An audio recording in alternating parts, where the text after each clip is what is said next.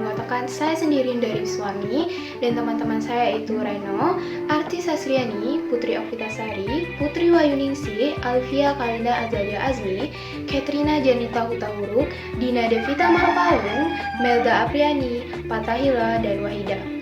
Di sini, kelompok kami membahas mengenai strategi pengelolaan sumber daya laut yang berkelanjutan di Kepulauan Riau. Untuk pokok pembahasan yang akan kami jelaskan nantinya yaitu mengenai latar belakang, metodologi penelitian, hasil penelitian, strategi dan rekomendasi, serta kesimpulan dan saran. Untuk materi selanjutnya akan dijelaskan oleh teman saya. Baiklah, di sini saya akan menjelaskan latar belakang dari materi yang akan kami bahas. Kepulauan Riau merupakan salah satu wilayah di Indonesia yang memiliki kekayaan sumber daya laut yang melimpah. Posisi geografisnya yang sangat strategis, berbatasan langsung dengan jalur perdagangan internasional, menjadikan kawasan ini memiliki potensi besar dalam sektor perikanan, pariwisata bahari, dan industri maritim. Laut tidak hanya menjadi sumber kehidupan bagi masyarakat pesisir, tetapi juga pendorong utama pertumbuhan ekonomi di daerah tersebut. Aktivitas seperti penangkapan ikan, budidaya laut, dan pemanfaatan wisata bahari menjadi tulang punggung ekonomi masyarakat lokal. Namun, di tengah-tengah besarnya potensi tersebut, Kepulauan Riau juga menghadapi berbagai tantangan dalam pengelolaan sumber daya laut. Pemanfaatan yang tidak terkontrol, seperti penangkapan ikan secara berlebihan atau yang sering kita dengar dengan overfishing, penggunaan alat tangkap yang merusak lingkungan, serta pencemaran laut akibat limbah industri dan domestik menyebabkan kondisi ekosistem laut semakin terancam. Selain itu, kurangnya kesadaran masyarakat tentang pentingnya menjaga keseimbangan ekosistem laut memperparah kerusakan yang terjadi. Akibatnya, hasil tangkapan ikan berkurang, terumbu karang rusak, dan keanekaragaman hayati semakin menurun. Baiklah, saya akan memberikan materi selanjutnya untuk dibahas kepada teman saya. Oke, baik. Masuk pada bab kedua, yaitu metode penelitian. Yang A, terdapat pendekatan penelitian. Nah, proyek strategi pengelolaan sumber daya laut yang berkelanjutan di Kepulauan Riau ini menggunakan metode penelitian kualitatif deskriptif dengan pendekatan partisipatif melalui wawancara dan observasi langsung. Menurut Denzin dan Lincoln, pada tahun 1994 menyatakan bahwa penelitian kualitatif adalah penelitian yang menggunakan latar alamiah dengan maksud menafsirkan fenomena yang terjadi dan dilakukan dengan jalan melibatkan berbagai metode yang ada. Nah, Erikson pada tahun 1998 menyatakan bahwa penelitian kualitatif berusaha untuk menemukan dan menggambarkan secara naratif kegiatan yang dilakukan dan dampak dari tindakan yang dilakukan terhadap kehidupan mereka. Dari beberapa pendapat ahli di atas, maka dapat disimpulkan bahwa penelitian kualitatif adalah pengumpulan data pada suatu latar alamiah dengan maksud menafsirkan fenomena yang terjadi di mana peneliti adalah sebagai instrumen kunci. Pengambilan sampel sumber data dilakukan secara proporsif dan snowball. Teknik pengumpulan dengan triangulasi atau gabungan, analisis data bersifat induktif atau kualitatif, dan hasil penelitian kualitatif lebih menekankan makna pada generalisasi. Baik, saya akan menjelaskan lokasi dan waktu penelitian. Yang pertama ada lokasi penelitian. Penelitian dilakukan di wilayah pesisir di Kepulauan Riau, tepatnya di kota Tanjung Pinang, yaitu Dompa. Lokasi ini dipilih karena ekosistem laut yang kaya, namun sangat rentan terhadap kerusakan akibat aktivitas manusia. Observasi dilakukan di kawasan perairan yang menjadi pusat penangkapan ikan dan wisata bahari. Yang kedua, waktu penelitian. Penelitian dilaksanakan pada Sabtu, pada tanggal 14 sampai 25 Desember 2024. Kegiatan awal yang dilakukan berupa persiapan dan diskusi mengenai proyek yang akan kita laksanakan. Seminggu kemudian, dilakukan wawancara dan observasi langsung ke lokasi penelitian. Dan terakhir, dilakukannya pengolahan data dan penulisan laporan proyek. Nah, selanjutnya kami akan menjelaskan mengenai subjek penelitian. Subjek penelitian yang kelompok kami ambil ada 3. Yang pertama nelayan tradisional, yang kedua ada pelaku usaha maritim, dan yang ketiga adalah warga lokal. Di sini saya akan menjelaskan mengenai nelayan tradisional yang terdiri dari 3 bagian, yaitu pengetahuan lokal, tantangan, dan pandangan terhadap keberlanjutan. Pengetahuan lokal nelayan memiliki pengalaman langsung tentang kondisi laut, seperti perubahan musim, penangkapan ikan, jenis-jenis ikan yang ditangkap, dan kerusakan ekosistem yang mereka amati. Yang kedua, ada tantangan. Mereka menghadapi berbagai kendala, seperti penurunan hasil tangkapan terhadap overfishing, pencemaran lautan, hingga persaingan dengan nelayan bermodal besar yang menggunakan alat tangkap yang lebih canggih. Yang ketiga, pandangan terhadap keberlanjutan. Sebagai penggunaan utama sumber daya laut, nelayan tradisional memiliki pandangan penting terhadap ekosistem laut agar dapat terus dimanfaatkan di masa depan. Nelayan tidak hanya menangkap ikan di laut, tetapi juga menjaga ekosistem untuk terus dimanfaatkan untuk masa depan. Selanjutnya ada pelaku usaha maritim. Nah, pelaku usaha maritim ini juga terdiri dari 3 bagian, yaitu teknologi dan praktik usaha, dampak ekonomi usaha, dan tantangan usaha. Yang pertama, teknologi praktik usaha. Nah, di sini kami melakukan wawancara dengan pelaku usaha agar memberikan wawasan tentang teknologi yang digunakan, seperti budidaya ikan berbasis biofik atau penggunaan alat tangkap yang selektif. Yang kedua, ada dampak ekonomi. Nah, peran mereka dalam menciptakan lapangan kerja yang kontribusi terhadap perekonomian lokal sangat signifikan. Yang ketiga adalah tantangan usaha. Mereka seringkali menghadapi kendala seperti fluktuasi hasil laut, perubahan iklim, dan kerusakan lingkungan yang mempengaruhi operasional mereka. Yang ketiga ada warga lokal. Kesadaran lingkungan, tingkat pemahaman mereka terhadap pentingnya menjaga keberlanjutan laut, baik melalui edukasi maupun pengalaman langsung. Yang kedua ada perubahan kondisi laut. Warga lokal dapat memberikan informasi tentang perubahan yang terjadi seperti penurunan kualitas air, kerusakan terumbu karang, atau imigrasi ikan. Yang ketiga ada keterlibatan dalam konferensi. Berbagai warga lokal turut berpartisipasi dalam program pelestarian lingkungan serta penanaman mangrove atau patroli pantai. Sekian, selanjutnya akan disampaikan oleh teman saya. Baik, selanjutnya saya Katrina Jerita Utauruk dengan NIM 230402050. Di sini saya akan membahas mengenai teknik pengumpulan data yang kelompok kami lakukan selama melakukan penelitian. Teknik pengumpulan data yang kelompok kami lakukan selama penelitian meliputi 2 teknik, yaitu yang pertama wawancara. Kami melakukan wawancara langsung kepada beberapa masyarakat yang terlibat dalam praktik pemanfaatan sumber daya laut. Kemudian, subjek wawancara kami itu meliputi nelayan tradisional, pelaku usaha di sektor maritim, maupun warga lokal di wilayah pesisir lokasi penelitian. Nah, teknik wawancara ini dilakukan dengan tujuan untuk menggali informasi terkait bagaimana nelayan memanfaatkan laut tanpa merusaknya, kemudian bagaimana pelaku usaha menghadapi tantangan, dan mencari peluang untuk pengelolaan berkelanjutan. Dan terakhir, bagaimana warga lokal menyampaikan pandangan mereka terhadap ekosistem laut di sekitar mereka. Kemudian, teknik yang kedua yang kami lakukan dalam pengumpulan data yaitu observasi lapangan. Kami melakukan observasi langsung untuk mengamati praktik pemanfaatan sumber daya laut di lokasi penelitian.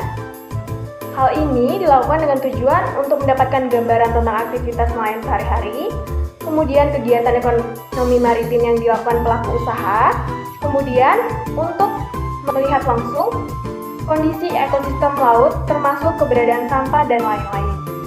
Nah, hasil observasi ini akan digunakan untuk memperkuat data yang diperoleh dari wawancara. Kemudian selain hasil observasi ini, ada juga dokumentasi berupa foto maupun video yang kelompok kami lakukan untuk mendukung hasil pengamatan dan meningkatkan validitas data pada saat kami melakukan penelitian. Oke, nah selanjutnya itu hasil penelitian. Hasil penelitian dari segi praktik pemanfaatan laut. Adapun praktik pemanfaatan laut yang dilakukan antara lain, yang pertama yaitu penangkapan ikan. Nah, penangkapan ikan, untuk proses penangkapan ikan yang dilakukan oleh nelayan di Dompak kebanyakan masih menggunakan alat-alat tradisional berupa jala atau jaring, pancing yang masih manual, perangkap atau bubu, dan menggunakan perahu kayu. Meskipun menggunakan alat-alat tradisional, ketika menangkap ikan tidak dapat dipungkiri bahwa praktik ini juga bisa mengancam keberlanjutan laut. Nah, hal ini bisa dibuktikan dengan overfishing atau penangkapan berlebihan. Yang kedua itu kerusakan ekosistem. Nah, yang ketiga itu penangkapan ikan kecil. Dan yang terakhir itu limbah alat tangkap.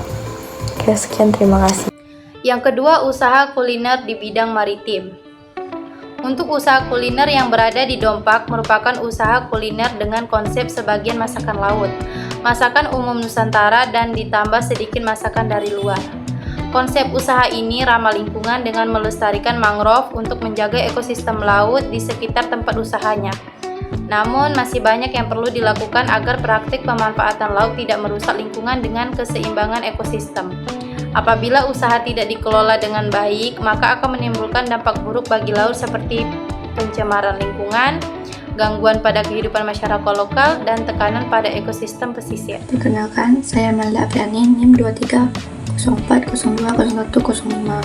Selanjutnya, saya akan membahas dampak aktivitas ekonomi.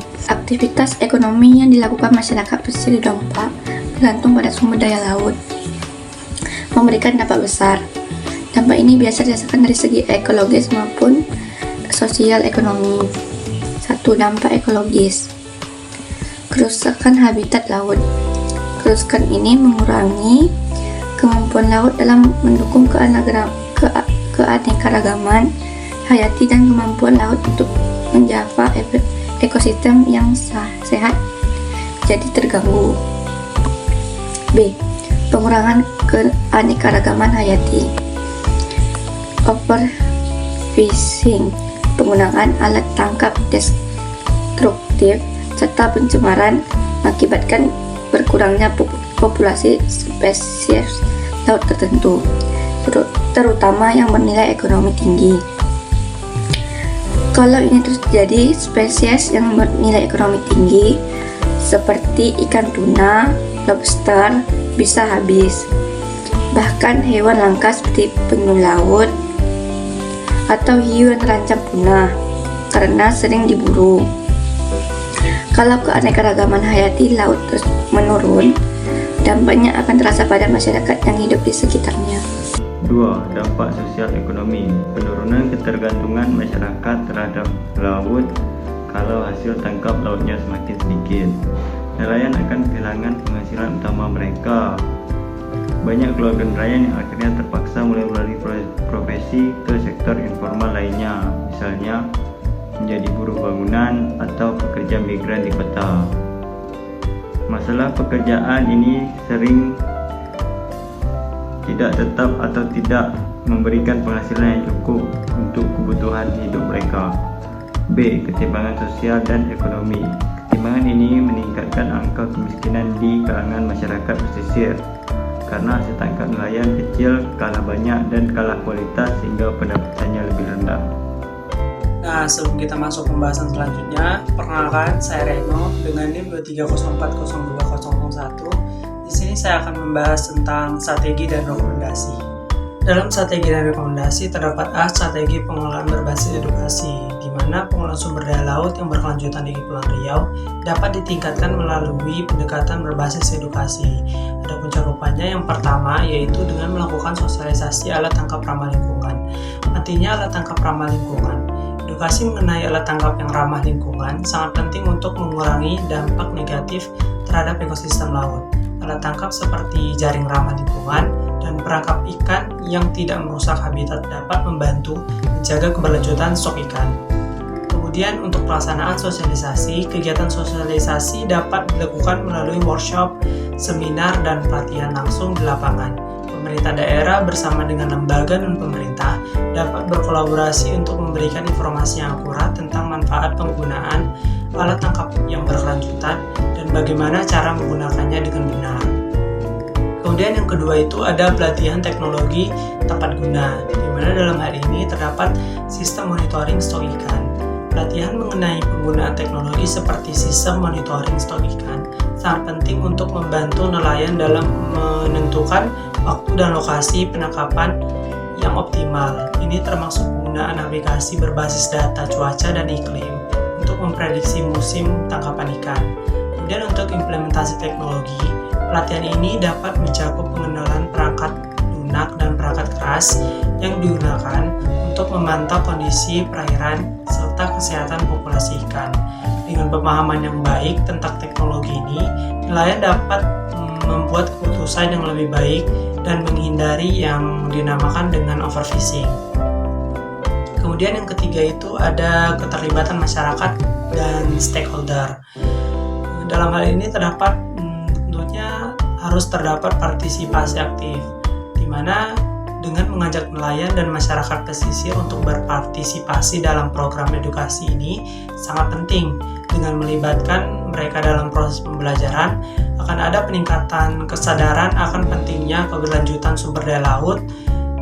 Kemudian ada kolaborasi multisektoral. Kerjasama antara pemerintah, akademisi LSM, dan sektor swasta dapat memperkuat upaya edukasi ini. Misalnya, kolaborasi dengan universitas untuk penelitian dan pengembangan teknologi baru yang mendukung praktik perikanan keberlanjutan. Kemudian yang terakhir atau yang keempat itu ada evaluasi dan pemantauan. Dalam hal ini terdapat monitoring efektivitas program. Setelah pelaksanaan program edukasi, penting untuk melakukan edukasi dampaknya terhadap praktik penangkapan ikan nelayan. Pengumpulan data sebelum dan sesudah program dapat memberikan gambaran jelas tentang perubahan perilaku nelayan dalam menggunakan alat tangkap yang ramah lingkungan.